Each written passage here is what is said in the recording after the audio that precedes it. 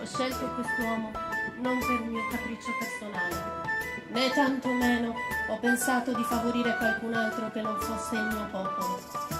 Ho allontanato da me altri pretendenti che ambivano solo alla terra per il possesso del giudicato, perché destino che noi siamo come terra ad arare, a possedere.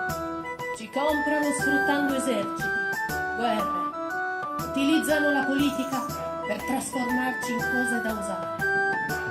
Sia la madre che il padre, Barisone dell'Acon, Odolino dell'Acon, fanno parte di una delle famiglie più antiche della Sardegna, forse sono precedenti addirittura ai bizantini. Pensate, sono stati i bizantini a organizzare la Sardegna in 4 iudex, gli giudicati, che hanno fatto sì che poi dopo diventassero proprio i giudicati che voi conoscete. Quindi questa ragazza di 17 anni decide di sposare Lamberto per riequilibrare il potere di Genova, che si era presa tutta la torre, si era presa Castelsardo, Alghero, Bosa, aveva preso molti porti, molte zone. Andiamo là, vediamo.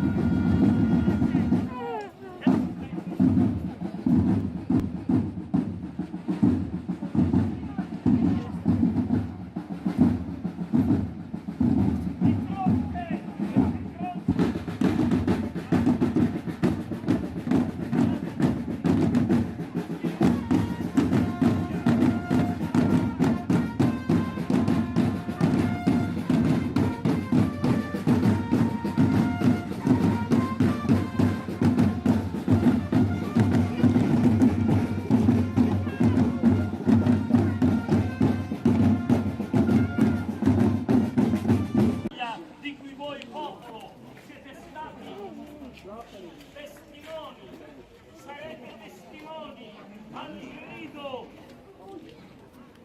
di battaglia che si consumerà mentre qua vedete la fazione del giudicato di Cagliari che sta per presentire un attacco sanguinario dei pisani, e al grido di arrivano i pisani!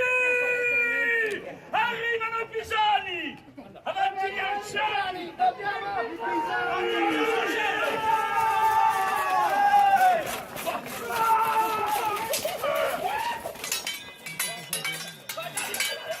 Sarete testimoni di questo? Indietro!